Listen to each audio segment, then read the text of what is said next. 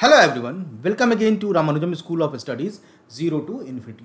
आज के लेक्चर में हम लोग रेजोनेंस के बारे में समझने वाले हैं। बहुत ही इंपॉर्टेंट लेक्चर है और ध्यान रखना है यहाँ पे रेजोनेंस के बारे में कि नोट्स आपको यहाँ पे मैं लिखता जाऊँगा और आपको नोट्स भी नोट्स साथ में बनाना है।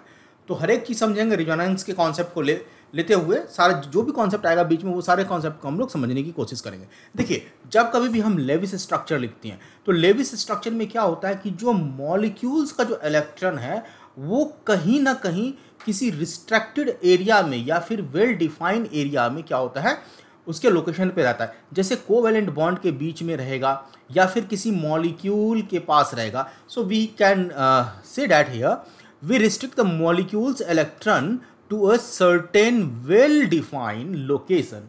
अब कैसे करेंगे? Either by linking to atom by a covalent bond और an unshared electron to a single atom. जैसे तो अब देखिए, नोट्स यहाँ पे मैं लिख रहा हूँ, नोट्स को आपको ध्यान में रखना है। तो वेल डिफाइंड लोकेशन में कैसे रहेगा? या तो लिंक करेंगे दो एटम को, ओके, कोवेलेंट बॉन्ड के बीच में, या फिर अनशेयर्ड इलेक्ट्रॉन जो होगा वो होगा सिंगल एटम पे। तो एज फॉर एग्जांपल की अगर हम बात करें तो अमोनिया क्या है? NH3 मॉलिक्यूलर फॉर्मूला है। तो नाइट्रोजन के साथ 3 हाइड्रोजन क्या है? बंधा हुआ है किससे? कोवेलेंट बॉन्ड से, जिसमें एक इलेक्ट्रॉन हाइड्रोजन का और एक इलेक्ट्रॉन नाइट्रोजन का। साथ में नाइट्रोजन के पास लोन पेयर है। तो जो बॉन्ड है नाइट्रोजन हाइड्रोजन के बीच में, इसी के बीच में कोवेलेंट बॉन्ड क्या है? रेस्ट्रिक्ट है। और नाइट्रोजन का जो नॉन बॉन्डिंग है वो नाइट्रोजन पे है।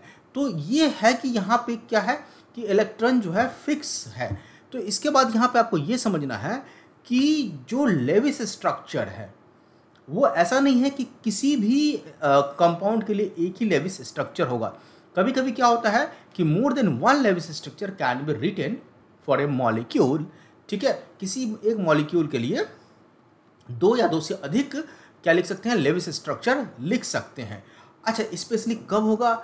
जब molecule multiple bond, that is double bond या ट्रिपल बॉन्ड कंटेन करेगा। एज फॉर एग्जांपल ओजोन की बात करते हैं, एज फॉर एग्जांपल बेंजीन की बात करते हैं। तो यहाँ पे हम स्ट्रक्चर ऑफ ओजोन को देखते हुए सारा कुछ को समझेंगे। देखिए, अब अगर हम ओजोन का स्ट्रक्चर लिखें तो यहाँ पे ऑक्सीजन सेंटर पे है और इसके साथ 2 ऑक्सीजन जुड़ा हुआ है। ठीक है, अगर फॉर्मल चार्ज कैलकुलेट करेंगे तो देखिए ऑक्सीजन का वैलेंस कितना होता है? 6। तो हर एक एटम का ऑक्सीजन के एटम का फॉर्मल चार्ज किया। तो यहाँ पे हम लोगों ने क्या किया कि देखिए, जिसका पास 6 है इंडिविजुअल, सो फॉर्मल चार्ज 0 है। दूसरे वाले ऑक्सीजन का फॉर्मल चार्ज -1 और तीसरे वाले का +1 है। और यहाँ पे हम लोगों ने मार्क भी कर दिया कि ये हमारा येलो है और ये हमारा क्या है? ब्लू है, मतलब सियान कलर है। ठीक है, 2 अलग अलग ऑक्सीजन को मार्क कर दिया ना। इसका मतलब ये है कि क्या ये जो स्ट्रक्चर हम लोगों ने लिखा है क्या वो 100% सही है? तो ये कोई ज़रूरी नहीं है। क्यों नहीं ज़रूरी है? क्योंकि एक और स्ट्रक्चर हो सकता है कि जो सियान कलर है वहाँ पे डबल बॉन्ड हो जाए और ऑक्सीजन के पास सिंगल बॉन्ड हो जाए। तो इस चीज़ को देखिए कि अगर हमने ऑक्सीजन का स्ट्रक्चर लिखा है, लेविस स्ट्रक्चर लिखा है, तो हर एक ऑक्सीजन का ऑक्टेट पूरा है और प्लस माइनस चार्ज हम लोगों ने देखा। और इंडिविजुअली अगर देखें, एज ए होल मॉलिक्यूल देखें, तो ऑक्सीजन का चार्ज क्या है? न्यूट्रल है, क्योंकि एक प्लस और एक माइनस है। तो जो 2 टर्मिनल ऑक्सीजन है वो दोनों अलग अलग बॉन्ड है, दोनों में अलग अलग बॉन्ड है। एक में ऑक्सीजन ऑक्सीजन डबल बॉन्ड है और एक में ऑक्सीजन ऑक्सीजन सिंगल बॉन्ड है। तो अगर आप यहाँ पे देखेंगे तो ऑक्सीजन ऑक्सीजन डबल बॉन्ड जो है, इसका बॉन्ड लेंथ जो ऑक्सीजन ऑक्सीजन डबल बॉन्ड होता है दैट इज़ 121 pm के बराबर है। और oxygen oxygen single bond 147 pm के बराबर, पिकोमीटर। पी क्या है? पिकोमीटर है। ठीक है, जैसा कि हाइड्रोजन पेरोक्साइड में होता है। लेकिन जो एक्चुअल स्ट्रक्चर है उसमें ऑक्सीजन के साथ जो दोनों टर्मिनल बॉन्ड है वो दोनों बॉन्ड डिस्टेंस क्या है? सेम होता है। तो यहाँ पे हम क्या देखेंगे कि but both bond distance in ozone are exactly same, that is 128 pm। अब 128 pm है, इसका मतलब क्या है कि ऑक्सीजन ऑक्सीजन डबल बॉन्ड से थोड़ा सा छोटा है और ऑक्सीजन ऑक्सीजन सिंगल बॉन्ड से थोड़ा सॉरी डबल बॉन्ड से थोड़ा सा बड़ा है और ऑक्सीजन ऑक्सीजन सिंगल बॉन्ड से थोड़ा सा छोटा है समवट। सो इसका मतलब ये है कि ये जो बॉन्ड है ऑक्सीजन ऑक्सीजन ऑक्सीजन और टर्मिनल ऑक्सीजन के बीच में इन बिटवीन है double bond and single bond में। So say the central oxygen must be identically bonded to terminal oxygen, मतलब दोनों आइडेंटिकल बॉन्ड होगा। आई होप यहाँ तक आपको क्लियर हो गया होगा, ठीक है, टर्मिनल ऑक्सीजन से।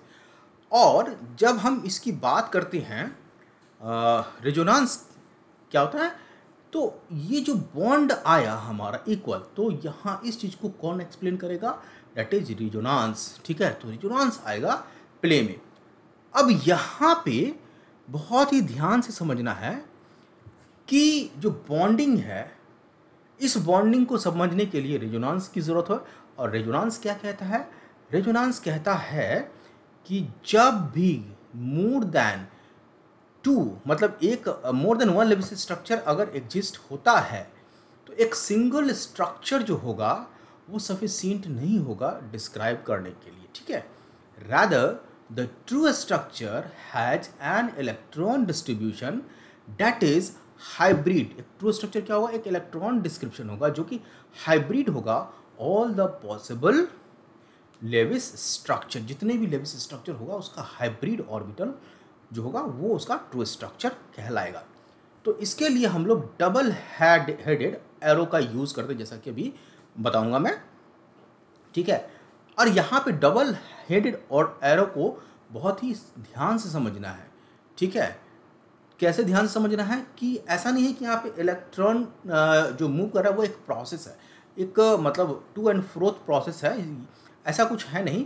क्या है कि ये डबल एडो ये दिखाता है कि टोटल का टोटल इलेक्ट्रॉन जो डबल बॉन्ड में था या फिर लोन पेयर में था वो क्या क्या क्या हो गया, रीडिस्ट्रीब्यूटेड हो जाता है।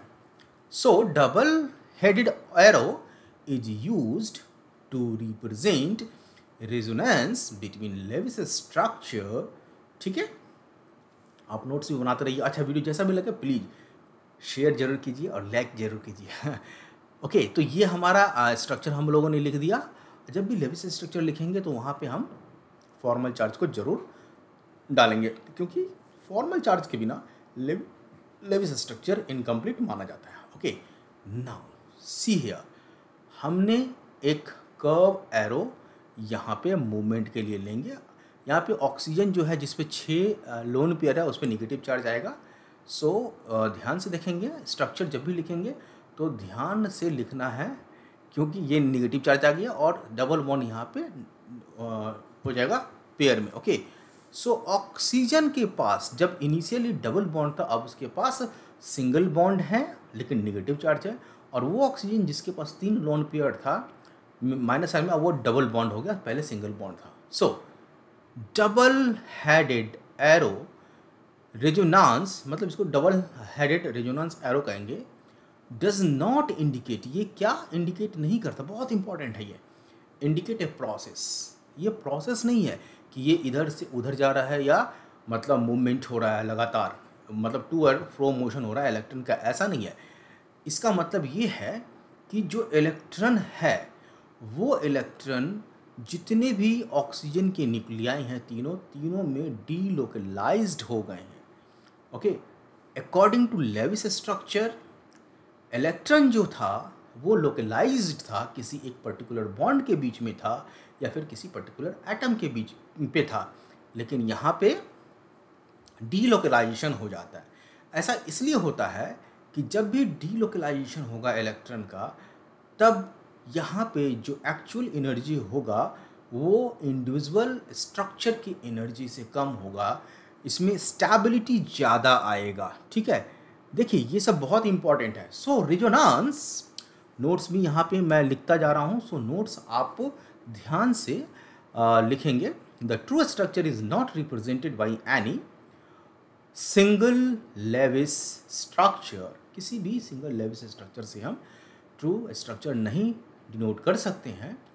सो रेजोनेंस जब आएगा वो क्या करता है, करेक्ट करता है किस चीज़ को, जो फंडामेंटल डिफेक्ट है किसमें, लेविस फॉर्मूला में, लेविस स्ट्रक्चर में जो फंडामेंटल क्या है, डिफेक्ट है, और वो क्या है, लोकलाइजेशन ऑफ इलेक्ट्रॉन्स। और लेविस फॉर्मूला क्या करता है कि जो इलेक्ट्रॉन है वो लोकलाइज्ड होता है either by shared between two atom, okay, in a covalent bond, or are unshared electron belonging to single atom, जैसा कि हम लोगों ने पहले भी देखा। ठीक है, देखिए लेक्चर में बहुत कुछ नहीं लिख पा रहा हूँ, लेकिन जो बोल रहा हूँ उस चीज़ को आपको ध्यान में रखना है। बहुत ही इम्पॉर्टेंट हो जाता है, हर एक चीज़ को लिखने में बहुत ज़्यादा टाइम लग जाता है। ओके, तो लेक्चर को छोटा बना रहा हूँ जिससे कि आप आराम से सब कुछ समझ सकें। ओके, और ज़्यादा बोर ना हो। वीडियो को देखते रहिए, और अगर अच्छा लगता हो, अगर इन्फॉर्मेटिव लगे तो प्लीज़ शेयर ज़रूर कीजिए। तो यहाँ पर फैक्ट क्या है कि फैक्ट ये है कि इलेक्ट्रॉन डिस्ट्रीब्यूट हो जाता है। जो इलेक्ट्रॉन था डबल बॉन्ड में और जो सिंगल एटम में इलेक्ट्रॉन था वो डिस्ट्रीब्यूट हो जाता है themselves in such A way that, किस तरह से डिस्ट्रीब्यूट होता है कि सबसे ज़्यादा मोस्ट स्टेबल अरेंजमेंट गेन करें। So electron distribute themselves in the way that leads to most stable arrangement. तो क्या हुआ, रेजोनेंस में जो पेयर ऑफ इलेक्ट्रॉन है वो डीलोकलाइज्ड हो गया, शेयर्ड बाय सेवरल न्यूक्लियाई। अब जैसे ही ये बहुत सारे न्यूक्लियाई रोल में आ जाएंगे, शेयर करेंगे, तो इसकी स्टेबिलिटी बढ़ जाएगी। सो रेजोनेंस डिस्क्रिप्शन की बात करें हम, तो रेजोनेंस डिस्क्रिप्शन में क्या होता है, डीलोकलाइजेशन हो जाता है। ठीक है, ओके, तो इन सभी चीज़ को ध्यान में रखना है, delocalisation of lone pair. Okay, so an average of two Lewis structure is sometime drawn using by dash line. जब डैश लाइन से कभी कभी हम ड्रॉ करते हैं तो इस चीज़ को आगे हम कहेंगे, और इसको पार्शियल बॉन्ड भी कहते हैं, राइट, पार्शियल बॉन्ड कहेंगे। तो इसको अभी हम लोग देखेंगे कि किस तरह से इलेक्ट्रॉन जो है लोन पेयर का कर्व एरो से डीलोकलाइज्ड होगा। So resonance description in ozone is the delocalization of lone pair electron of one oxygen atom and electron in the double bond over the three atom of the nuclei. The delocalization of these electrons, अब समझ में आ रहा है सारा कुछ। Delocalisation क्या हो गया कि इलेक्ट्रॉन जो पहले एक एटम पे था, अब ये तीनों एटम के न्यूक्लियस से शेयर्ड हो गया, मतलब तीनों पे ये इलेक्ट्रॉन क्लाउड आ गया है। सो द डीलोकलाइजेशन कैसे करवाएंगे, तो कर्व एरो से। तो देखिए, आप ध्यान से देखेंगे, ये येलो हो गया और ये सियान कलर हो गया। इसमें से इस पे जो सियान कलर है इसमें निगेटिव चार्ज है, वो निगेटिव चार्ज मैंने दिखाया नहीं। और रेड एरो क्या दिखा रहा है कि जो इलेक्ट्रॉन पेयर है वो मूव किया। तो आप यहाँ पे करेक्ट कर लेंगे, और जैसे ही ये रेड पे मूव करेगा सो ये डबल बॉन्ड हो जाएगा, और जो ऑक्सीजन के बीच में ऑक्सीजन और येलो ऑक्सीजन के बीच में, सेंट्रल ऑक्सीजन या येलो ऑक्सीजन के बीच में जो डबल बॉन्ड था वो शेयर हो जाएगा, और उसका इलेक्ट्रॉन डीलोकलाइज होकर कहाँ चला जाएगा, टर्मिनल ऑक्सीजन पे, डेट इज येलो वाले ऑक्सीजन पे, जिससे कि येलो वाले ऑक्सीजन पे निगेटिव चार्ज आ जाएगा, और इसी तरह से ये फिर से रिवर्स होगा। तो यहाँ पे हम लोग देखेंगे कि एक इक्विवेलेंट स्ट्रक्चर मिलेगा हमें, जो कि दोनों स्ट्रक्चर को इक्वली रिप्रेजेंट करेगा। तो यहाँ पे हम डैश लाइन से दिखाएंगे कि ऑक्सीजन के पास -½ चार्ज और सियान वाले ऑक्सीजन के पास +½ चार्ज हो गया। और ये जो डैश लाइन पतला सा दिख रहा है आपको, ये दिखाएगा कि जो बॉन्ड है वो bond length in between single bond of double bond and single bond of double bond से छोटा, और डबल बॉन्ड ऑफ ऑक्सीजन के बीच में जो डबल बॉन्ड होगा उससे बड़ा होगा, that is 128 pm। I hope यहाँ तक समझ में आ गया होगा। So in dashed line notation, आप इसको नोट कर लीजिए, नोट करना बहुत इंपॉर्टेंट है, क्योंकि देखिए बहुत सारे आपको वीडियो लेक्चर मिलेंगे जिसमें पढ़ा दिया जाता है, बट बच्चों को लिखने में बहुत दिक्कत होता है। तो इस सब चीज़ को समझने के लिए मैं यहाँ पे लिख भी रहा हूँ। In dash line notation the central atom is linked to, जो सेंट्रल एटम है जिसमें पॉजिटिव चार्ज है, other by bond that are halfway between a single bond, okay, और किसके बीच में, एंड ए डबल बॉन्ड। तो एक सिंगल बॉन्ड और एक डबल बॉन्ड, मतलब डेयर बॉन्ड, इसको मोटा मोटी समझिए, ऐसा एक कॉन्सेप्ट को हम समझ सकते हैं। And the terminal oxygen bear half of negative charge, ठीक है, half of unit negative charge. तो ये हमारा रेजोनेंस हो गया। So resonance means a structure और अ सेट ऑफ स्ट्रक्चर, मतलब लेविस स्ट्रक्चर में मल्टीपल बॉन्ड है तो वो स्टेबल ज़्यादा नहीं होगा, तो वो क्या होगा, रेजोनेंस में जाएगा और दो या दो से अधिक स्ट्रक्चर बताएगा और उसका एक इक्विवेलेंट स्ट्रक्चर आएगा। तो बार बार ये चीज़ आएगा जिससे कि उसकी स्टेबिलिटी क्या होगी, बढ़ जाएगी, मतलब ओवरऑल एनर्जी घट जाएगी। नेक्स्ट लेक्चर में हम लोग rules to be followed by देखेंगे।